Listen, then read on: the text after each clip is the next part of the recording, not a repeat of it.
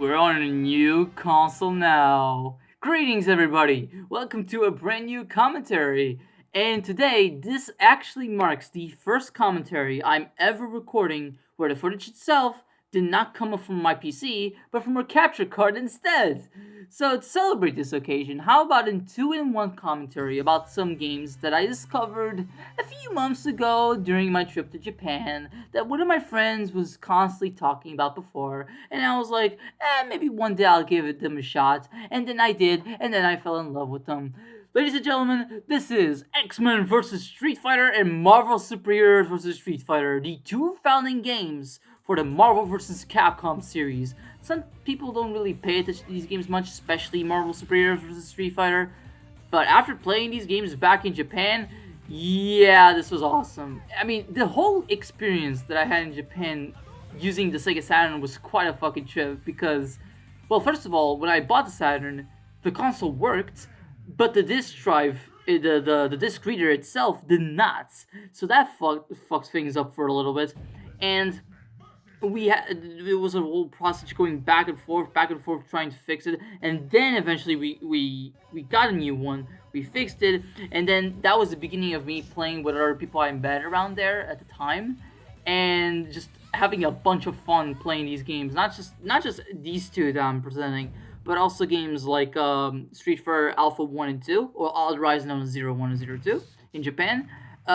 Games like Sega Rally Championship. That was really fun. Maybe one day I'll do a commentary on that. Don't know when though.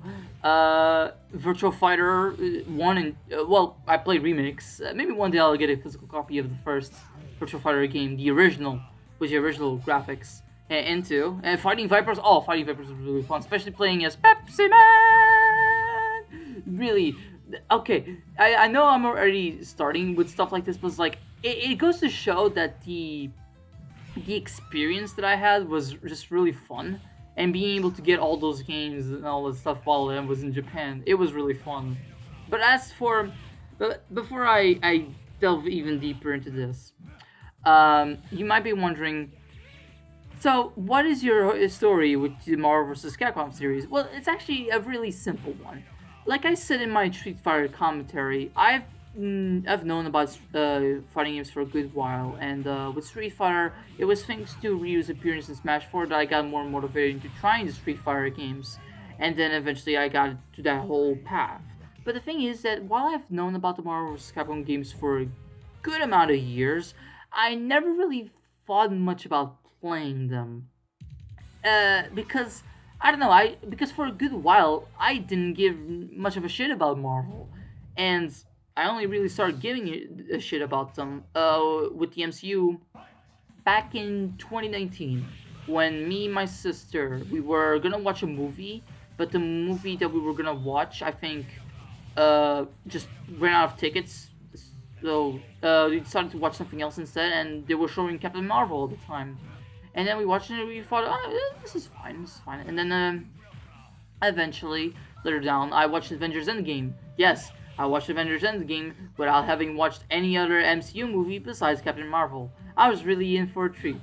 But I was really interested in it because I was interested in it. Not really, but I was just interested in it because, well, it felt like a whole fucking event. And because I was now on Twitter, well, around the time I was on Twitter, I was seeing the hype behind it. I was like, oh, okay, maybe. And some friends of mine were inviting me to the movie, and I was like, hey, sure, then I'll go check it. I ended up not watching the movie with my friends, but I ended up watching with my dad, who grew up reading a lot of comics when he was young, and it was really cool watching the movie with him. Especially because the movie was 3 hours, so it's like, oh yeah, let's get popcorns for ourselves and drinks as well, which is not something that we normally like. Whenever I go to cinemas, is I don't always get popcorn or drinks, and even when I do, it's mainly by myself. So it was nice doing that because it was nice that my dad thought of that because he knew that the movie was gonna be 3 hours, so might as well get prepared. And because of that, the only thought I had when the movie was over is like, I really gotta pee. But it was a good time. It was a good time indeed. But then over the course of that summer, I watched a lot of the MCU movies. Like not all of them, I think, but most of them, because I think the only one I didn't watch at the time was the Incredible Hulk, just because I wasn't interested in it. But every other movie that had been released up until that point, I watched, and it's kind of interesting looking back because I was really into the MCU. It really felt like a good franchise and good universe and all that stuff. And then things just kind of went downhill from there. Don't get me wrong, there were still some MCU movies I found enjoyable in Phase 4, like, of course, everybody will point out Spider-Man and No Way Home. I will also say that Doctor Strange in the Multiverse of Madness, I also enjoyed that one. I know not a whole lot of people enjoyed that one, but I personally did. But there were a lot of other movies where I just did not give a flying fuck. Like, I watched Black Widow, and I don't remember most of it. I just remember a few scenes, and that's it. Didn't really find that movie remarkable, in spite of the good performances. What else? I yeah no I was actually curious for Love and Thunder. Then the movie came out and got mixed reviews, and all my motivation to watch that movie just poof went away. I was still considering watching it because I was like, I didn't want the reviews to blind my judgment of the movie, but I just I just lost motivation. I just was like, no, I guess this is not. I'm just not feeling it. Just because around that time, a bit before Love and Thunder came out, I think what came out was Top Gun Maverick, and that movie was great. That movie was great. Especially because I hadn't watched the original Top Gun until just a few days before, like the rest of my family. And then we all watched Top Gun Maverick in cinemas on IMAX, and that was a really cool experience. I still enjoy it, and I want to rewatch that movie one day because I haven't rewatched it since, and that was a movie that was great for cinemas. I kind of regret not seeing it again in cinemas, but oh well. There's always like home video, even if it's not exactly the same. But it was a good time. I still really enjoyed the experience that I had with that movie. But but when it comes to Marvel, yeah, that's pretty much my story with it. If there's a Marvel movie in the future that I'm interested in, then maybe I'll see it. I mean, I'm the guy that watched Morbius. Kill me. but but no. If there's a Marvel movie that looks interesting enough for me, then I'll watch it. But I'm not as much into MDMCU as I was back in 2019.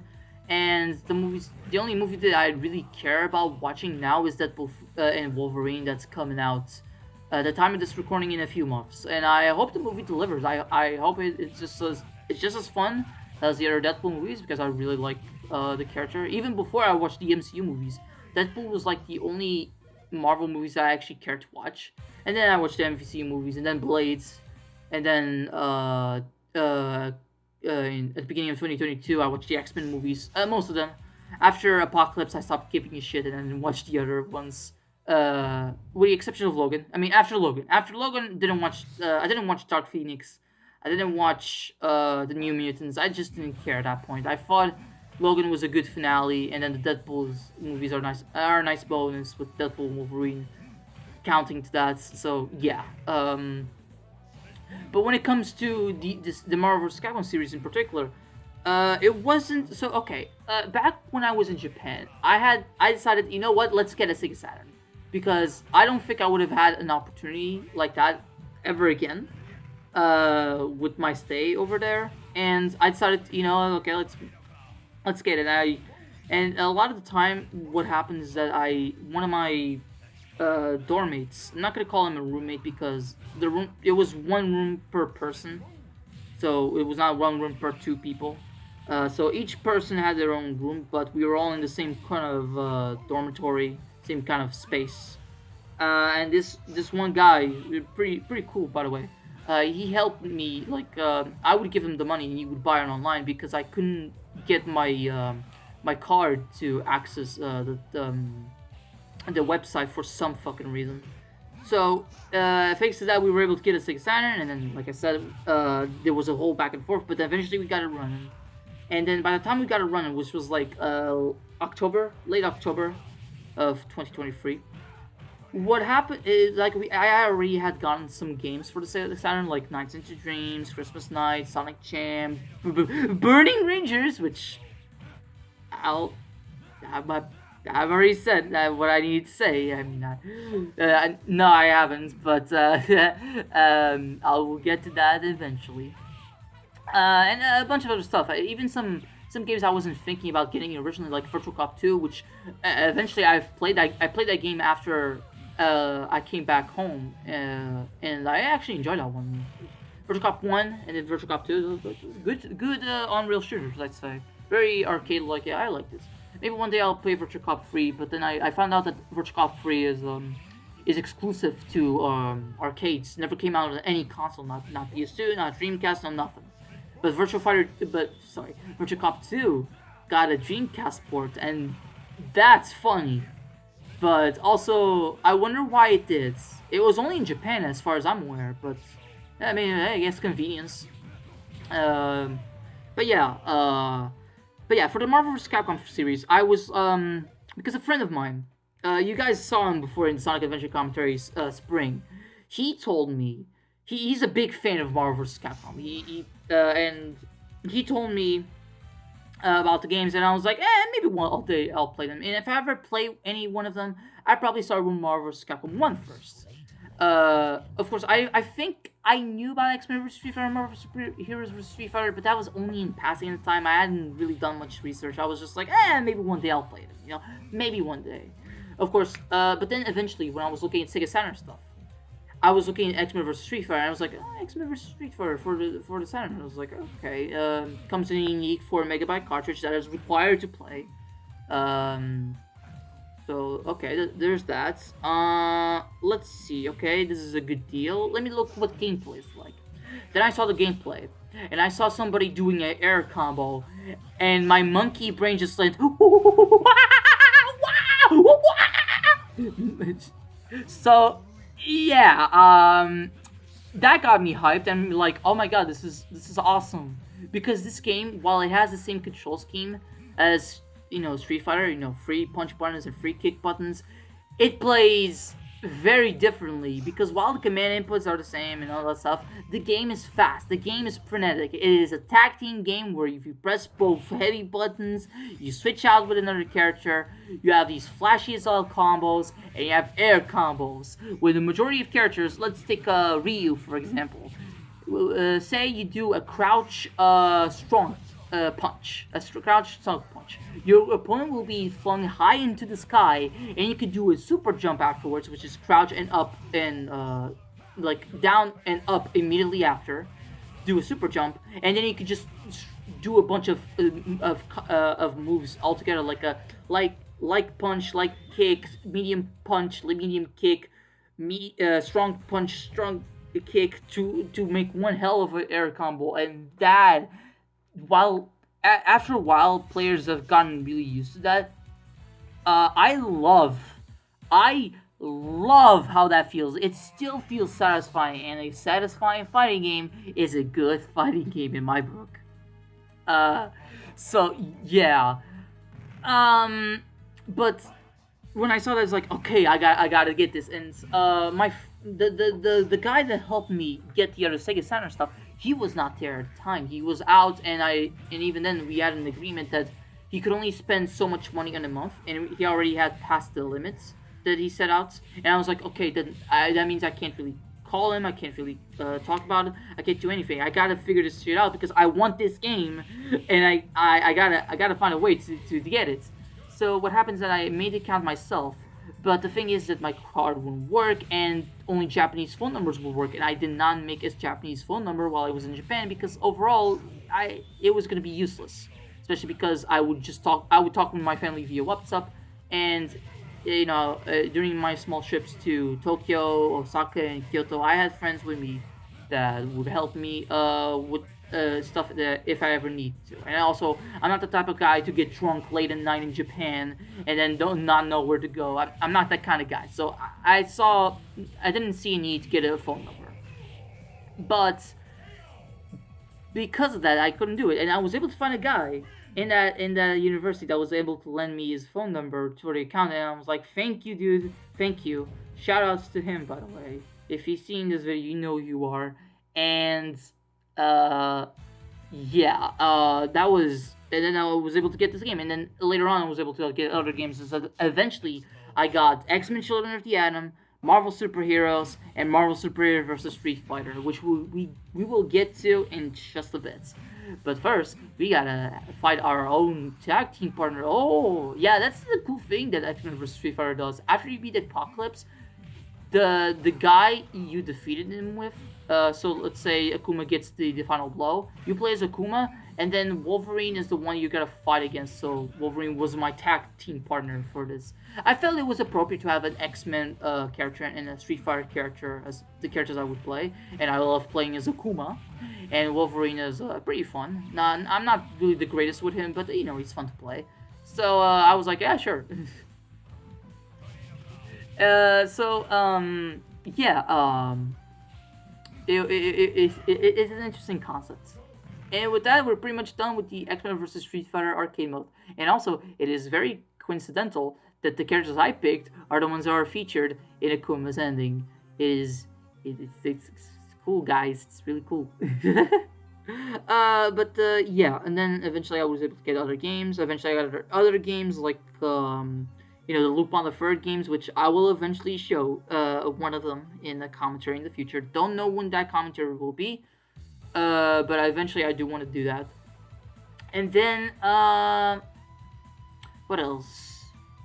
Yeah, and a bunch of other Saturn games I eventually got, like Virtual Cop 1, Daytona USA, the original Daytona USA, and other stuff. I haven't been getting many new Sega Saturn games since, because, well, now that I'm back to Portugal, costs to get these games, the shipping and all that stuff costs so much that I really need to save up to get like 1 or 2 games. And hopefully maybe those 2 games will be like from the same seller, and see if I can ship them together or something. I don't know, but yeah, it becomes a bit tricky, and maybe in the future I'll figure this stuff out. But for now, I'm taking it easy. I'm just buying games from other systems that I haven't been playing in a good while, like the PSP. And also I bought some PS3 games, but my PS3 is currently under repairs. I think I've said that in one of my previous commentaries. So hopefully it gets back here soon, because I need to use it for those games and for some projects of mine. But with that, we're done with the X-Men vs. Street Fighter portion. Presented by Capcom. Q sound, yeah, that was the thing that Capcom used a lot in their arcade games back in the day. So with me putting my name, RDO, it's time for an intermission.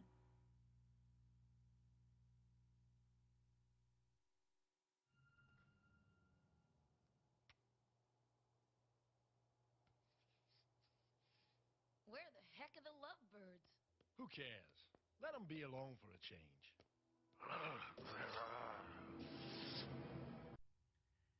I was having a hard fucking time coming up with what would be the intermission with this one, because I couldn't really find anything particularly funny with the X-Men, and I knew I wanted to do with the X-Men something X-Men related and not something Street Fighter related, or at least something Marvel related. I mean, I just I just figured out that I could do it.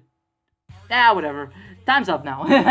But this is Marvel Superheroes vs. Street Fighter. I love the intro of this game. Like, okay, I know that Marvel Superheroes vs. Street Fighter is a game that a lot of people say that is lazy, and I can't disagree. Yeah, the game is pretty much reuses so much stuff from X-Men vs. Street Fighter in the stages, in many of its roster, and all that stuff. But man, I love playing a lot of the Marvel cast in this one, and I just find the game so fun, man. I will say though that the X-Men vs. Street Fighter as a superior soundtrack. I do appreciate that in this one they did try to give most of the characters different themes, so it's not the same themes you hear constantly from other games. But I don't find a lot of these themes that memorable. Like, for example, the one example that sticks out is Dan's theme in this game. Dan's theme in, like, when he first appeared in Street Fighter Alpha, It's honestly a theme that I just really like. It's one of my favorite Street Fighter themes, especially from the Alpha series.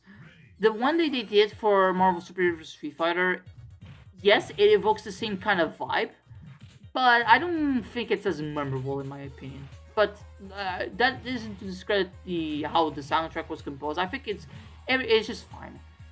But yeah, this game is reuses a bunch of stuff from last time because this game came out in half a year. Like literally, like X-Men vs. Street Fighter came out late 1996 in arcades, I believe, and then this game came out in like July of 1997. Uh, I did say 1996 for Street X-Men vs. Street Fighter, right? Yeah. This one came out like just a little bit over half a year from the original, and then in January of 1998, Marvel vs. Capcom 1 came out in arcades, and I'm like, what? And I'm like, considering how much was changed in Marvel vs. Capcom 1, yeah, I have reason to believe that both this and Marvel vs. Capcom 1 were developed at the same time, just by different teams. But I don't have anything to back that up. I would have to look at the credits of each game and see what developers were shared, what developers were different, so I could have a bit more of an evidence to come to that conclusion.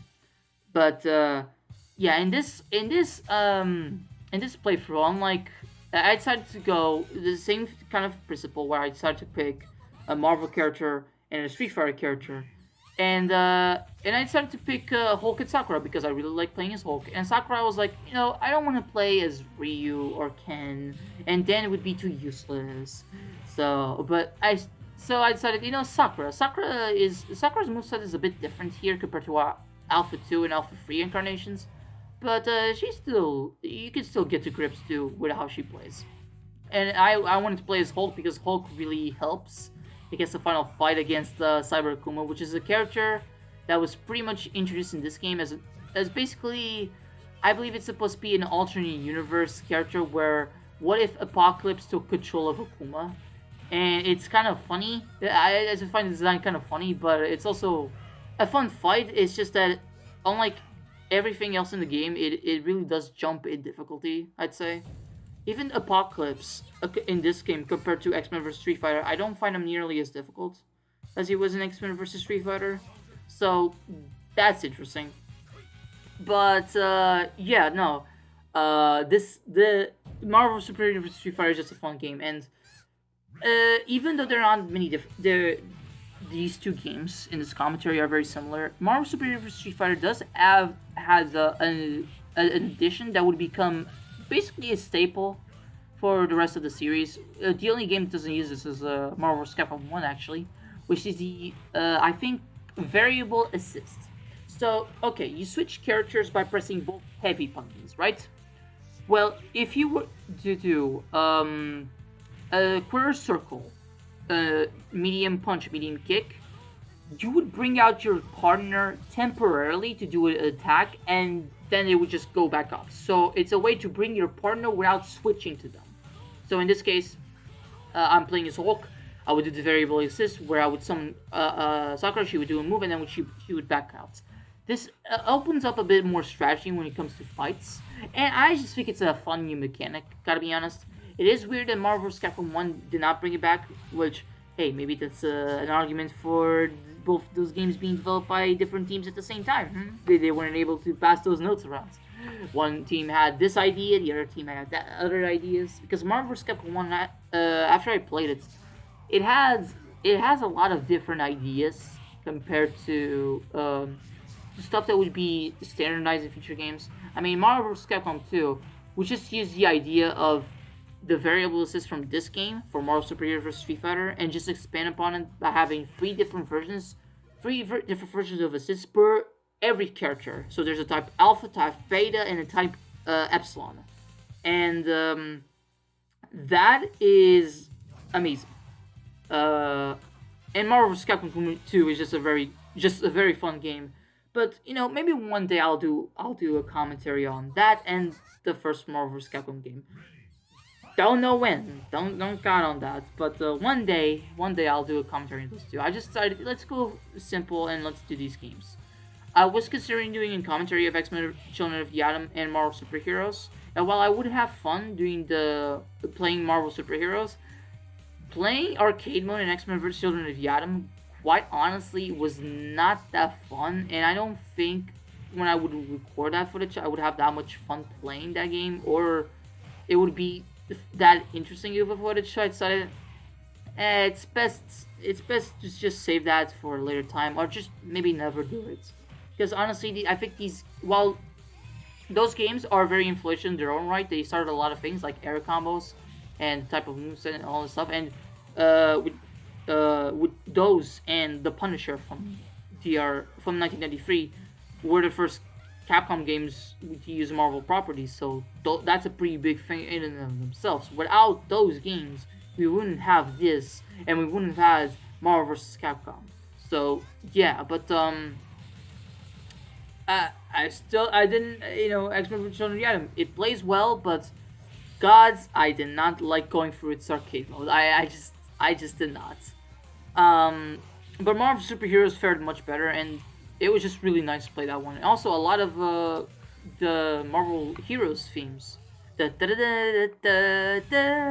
Spider-Man, originated there, and that's really cool. In retrospect, I don't remember much of the X-Men Children of the Atom soundtrack, with the exception of Magneto's theme when you fight against him at the end of arcade mode. I remember his theme actually being pretty cool, pretty solid. Besides that, I'm probably gonna remember the other game's soundtrack, especially Marvel vs. Capcom 2, because while that game did not use a theme per character, it followed a stage theme format instead of a character theme format. The soundtrack for Marvel vs. Capcom 2 is really, really, really, really, really, really, really, really, really, really, really fucking good. Yes. Yes. I love it. And I mean, I'm a fan of jazz, and the soundtrack is pretty jazzy. Of course, I'm gonna love it. But eventually, I'll talk more about the game. But in general, I mean, yeah, I just really like that game. I actually don't have much to say, and I think whenever I do the commentary for Marvel vs. Capcom 1 and 2, I think I'll bring somebody with me. I wonder what that is. Maybe Klaus. Maybe he has something to say about it. I'm taunting the person who's seeing this. But anyway, yeah. What I found interesting about these two games is that when they brought over X-Men vs. Street Fighter to consoles, they brought over to the Sega Saturn and the PlayStation 1.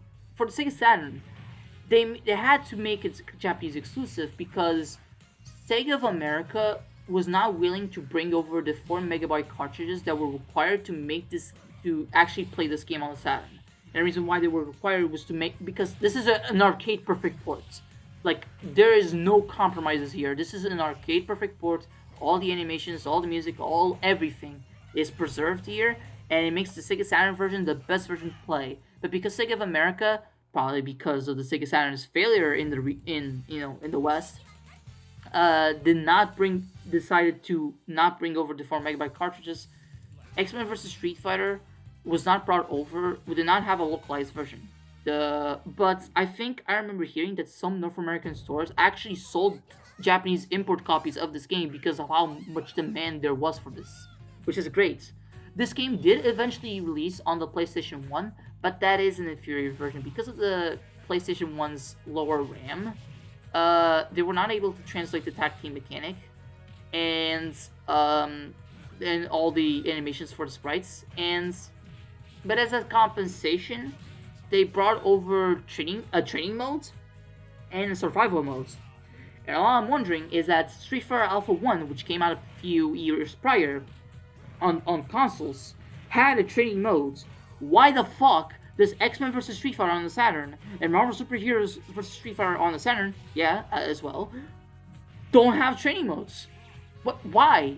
Like, I know this seems like a small thing, but I actually very much appreciate training modes because it gets me to grips with the controls of the game and how the command inputs and all that stuff. I think that's pretty crucial for a fighting game of this type. But not having that in the best version of the game is kind of sucky. I do remember hearing that there is a cheat code in the PS1 version of X-Men vs Street Fighter, which does allow you to use tag team, but it is really limiting. That is probably the reason why it's a cheat code in the first place. It's more of an Easter egg rather than a main thing because it's really limiting. Because if you pick like Ryu and Ken, the other player has to pick Ken and Ryu because really system limitations. And same thing applies for the Marvel Super Heroes vs Street Fighter PS1 ports, which I hear both ports are really rare, especially like if you're buying like North American or European or Australian copies. I don't think the games came out in Europe in Australia. Sorry, they came out in Europe, but I don't think they came out in Australia. So, as far as I'm aware, maybe Australians out there can correct me on that one.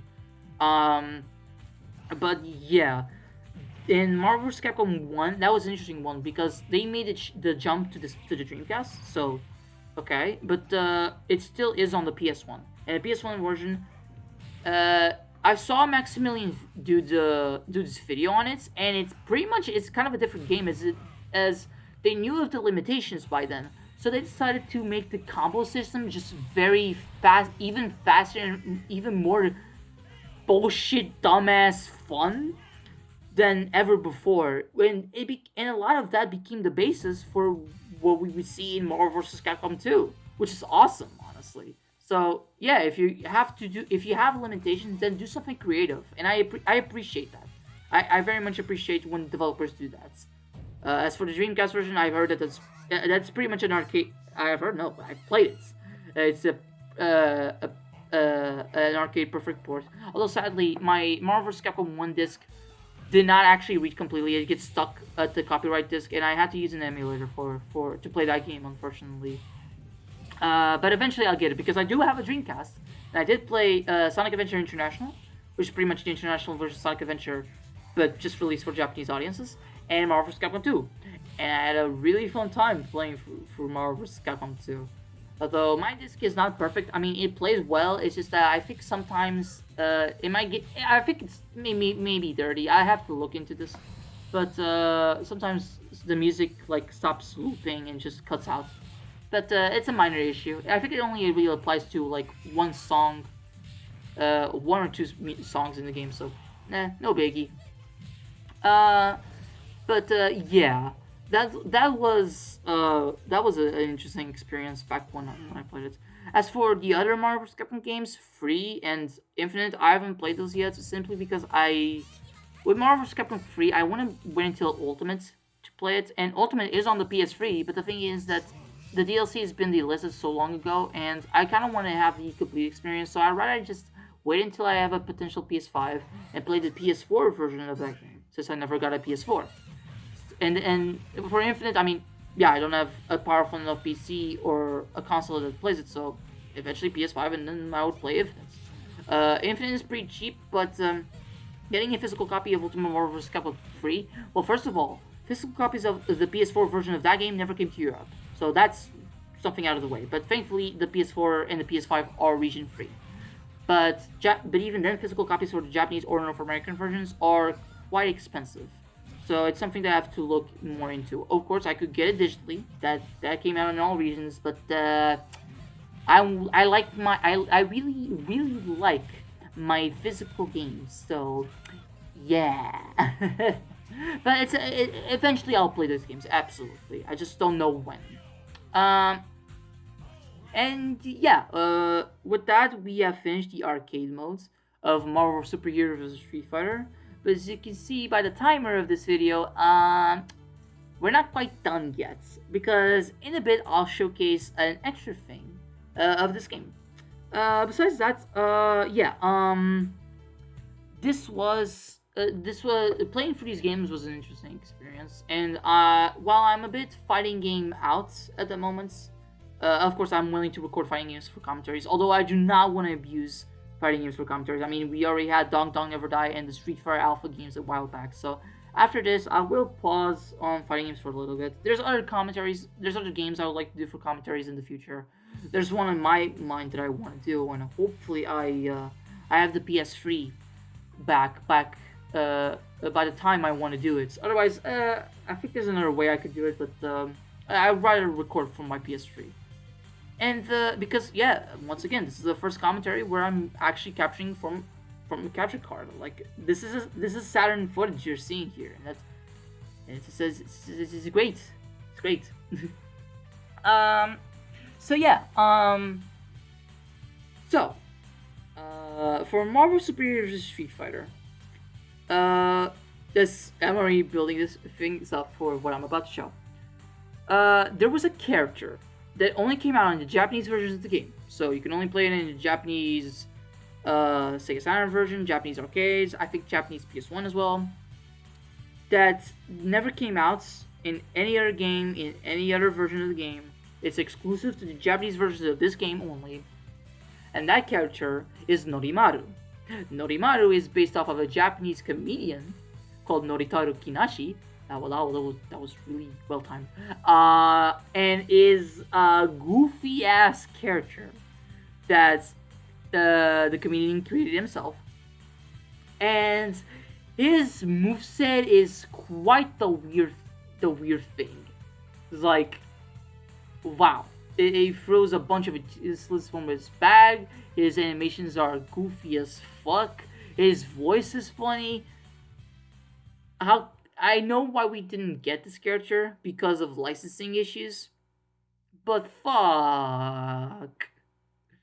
But yeah, that was the end of the arcade mode. And next up, I'm gonna showcase the survival modes of the game because I might as well, just to spice things up a little bit instead of just being an arcade mode playthrough. Uh, Although I'll say this right now, I do not finish the survival mode playthrough. It's just more of a showcase rather than anything. And you may be wondering, okay, you're gonna be playing as Norimaru. Who's the other character you're gonna be playing as? Who do I Dan? Dan Ibiki, the best character ever made. You shall tremble before the mighty Dan Ibiki, the greatest video game character that has ever been put in a fighting game ever.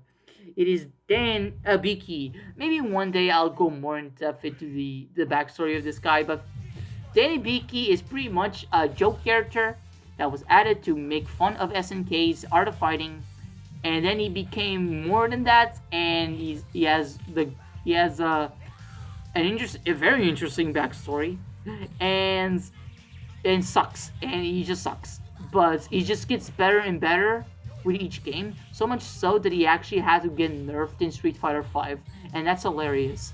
Now I want him back in Street Fighter 6. Please. That it would be so interesting seeing Dan with Street Fighter 6's art style, considering that game went for a more realistic style. Ooh, please bring Dan. Even if I have to wait until the last fucking character of the DLC to get Dan, just please. I want Dan. I don't bang him, but I have so much fun playing as him because he's pretty much a worse version of Ryu again. Like, look at his Hadouken, it's so small. It's like his pink key, and the only reason why his key is pink is because he didn't wash his clothes properly. So yeah, no. So I think for survival mode, because I was not taking the mode seriously, I was like, sure. Let's bring the two joke characters. Although with Nonimaru, I can actually get some damage in like Dan, because Dan, like, he already sucked in the Street Fighter Alpha games, but in Marvel Superior vs. Street Fighter, they made him worse, and that is funny. So worse, in fact, that he has a brand new move where he signs an autograph and throws the paper at you. That's amazing. You guys understand why I love these characters? Also, Capcom just creates cool characters. What can I say? But besides that, yeah, I mean, this is it's interesting playing these games. It's interesting talking about these games. And these games are just really fun. How you would play them nowadays? Honest to God, I mean, Fightcade, I'd say that's the best thing you could do nowadays, because these games, because of licensing issues, have not really been released a whole bunch. Like what games were released? So they re-released Marvel Superheroes and Marvel vs. Capcom 1 with the Marvel vs. Capcom Origins collection back in 2012. But that got delisted because a lot of Marvel products after Disney's purchase of Marvel, got delisted. So that sucks. And the same thing happened for the Marvel vs. Capcom 2 PSN re-release. So that sucks. That was one of the better versions of the game because it was widescreen in HD. And then Marvel vs. Capcom 3 was also delisted, but that was brought back. The Ultimate version was brought back, and I think the PC version is still on. And that has seen a huge rise in mods, and the mods actually look pretty good. That's awesome. They're bringing back characters like Dan, Ken, Cyclops, and other new characters like the Fang, and Blade, and just a lot of cool stuff. And I very much appreciate those mods. I wish my PC was powerful enough to run Marvel vs. Capcom 3. Yeah, it is pathetic enough to. It's really the video RAM. The video RAM on my PC is not that great. So yeah, I don't think I could run Marvel vs. Capcom 3. Maybe one day I would try, but I don't know. I mean, I'm not really to spend money on a game and then not play it because it doesn't work on my PC. Unless somebody gifted the PC version of that game to me, but I don't. I don't want anybody to gift me a game just because of that. Although, I mean, I would very much appreciate it, absolutely. But you know. Um, yeah, and Marvel vs. Capcom Infinite, yeah. Yeah, that is still available, physical, digital, all the DLC as well. But that game's lifespan was cut off so short because it did not meet sales expectations. The game was a disappointment to a lot of people, and we could get into that game later. I mean, I haven't played the game, so I don't really want to judge it right now. I mean, in terms of gameplay, it looks fun. It's just that the many other issues that the game has, So yeah, so we're getting close to the end of this commentary. As I'm about to lose in just a bit, and well, Dan, you're trying your best, but sure you can just won't cut it. So Ken, give it away. Bam, KO. So I hope you guys enjoyed this commentary. I hope you guys enjoyed just this little ramble of mine over this series. And I hope you guys have a good time and good rest of your day. And see y'all next time. Toodles.